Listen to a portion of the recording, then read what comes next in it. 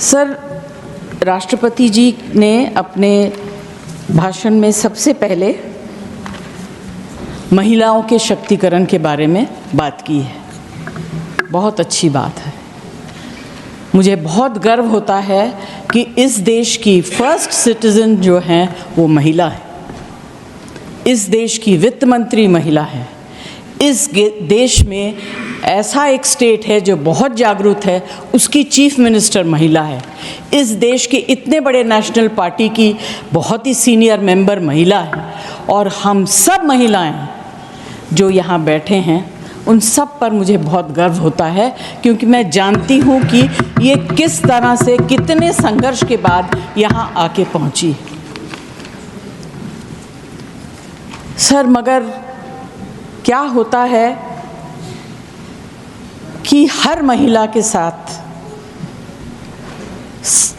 व्यवहार जो है वो एक जैसा नहीं होता है। जैसे कल उत्तर प्रदेश के इलेक्शन में महिलाएं जब लाइन में खड़ी थी, उनके बुर्के को उठा के उनका आइडेंटिफिकेशन देखा जा रहा था। This is absolute breach, it's absolute breach of personal.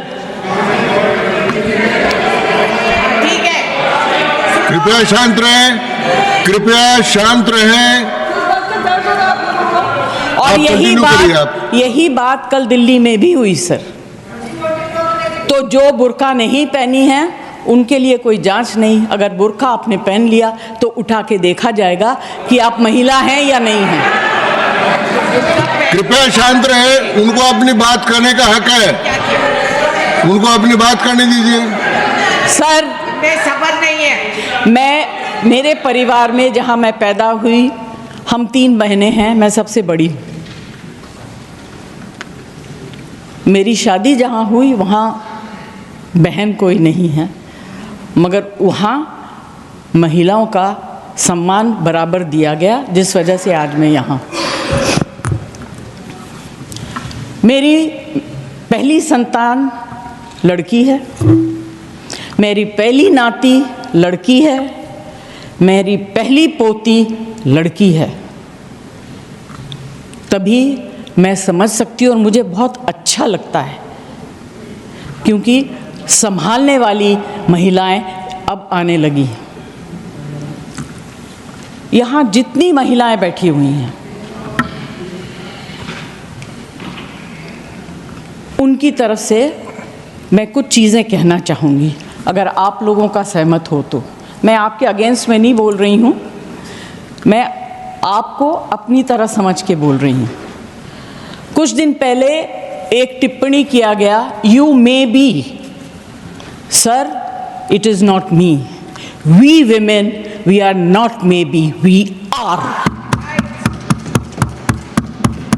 इस तरह की टिप्पणी किसी औरत के ऊपर करना बहुत गलत बात है, चाहे वो किसी भी पार्टी की।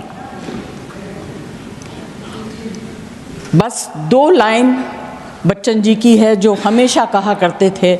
हम जितनी महिलाएं यहाँ बैठे हैं उनकी तरफ से कहना चाहूँगी,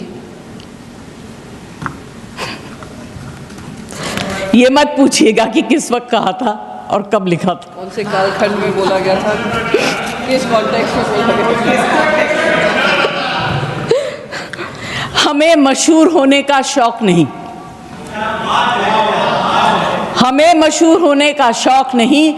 आप सब मर्द हमें जानते हैं, ये हमारे लिए इतना ही काफी। आज जब ये महान उत्सव हमारी जिंदगियों में आया है, तो प्रधानमंत्री जी का एक शब्द मुझे याद आता है कि पेट में चूहे दौड़ना।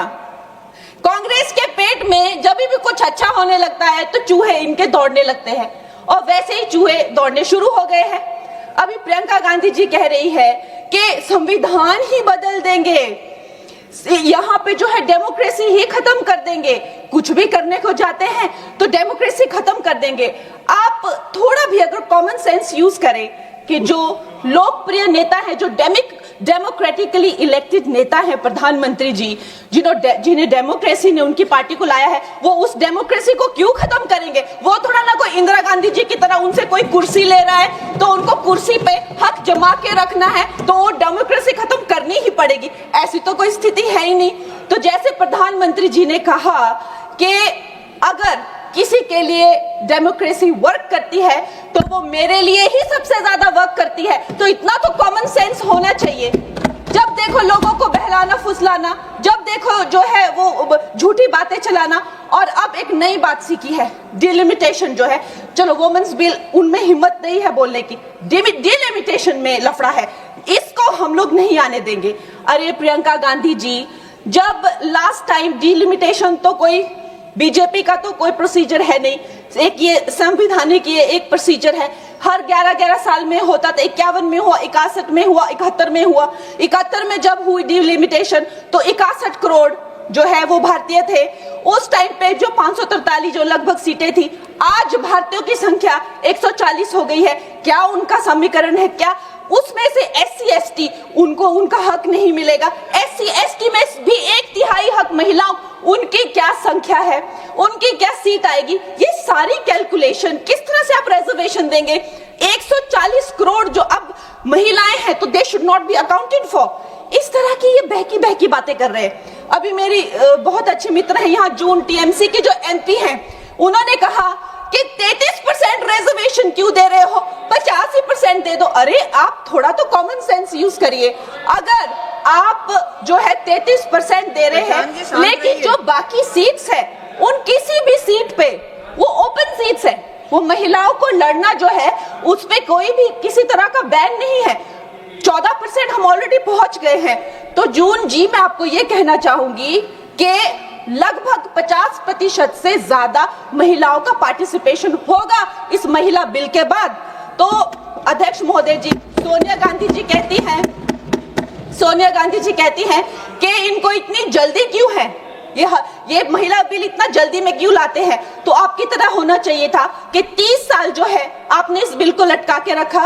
अवश्य मैं इस बात से अग्री करती हूं कि प्रधानमंत्री जी जो है महिलाओं को न्याय दिलाने के लिए जल्दी में है, क्योंकि जो काम 60 साल में नहीं हुए वो उन्होंने 10 साल में ही करके दिखा दिए।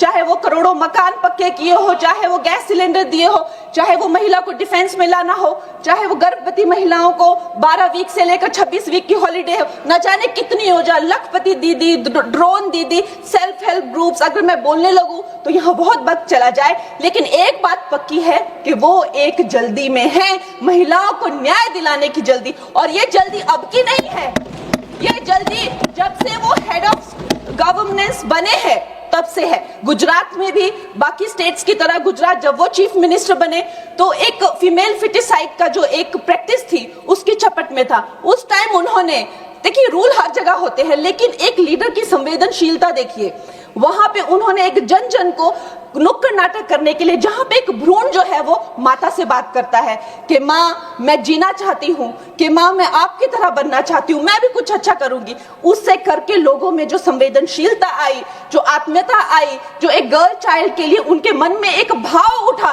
उसके करके आप देखिए इंडिपेंडेंट इंडिया की हिस्ट्री में 1000 मेल चाइल्ड पर पहली बार 1020 फीमेल चाइल्ड हुए हैं। ये प्रधानमंत्री जी की कमिटमेंट है फॉर गर्ल चाइल्ड। लेकिन इन लोगों को जो है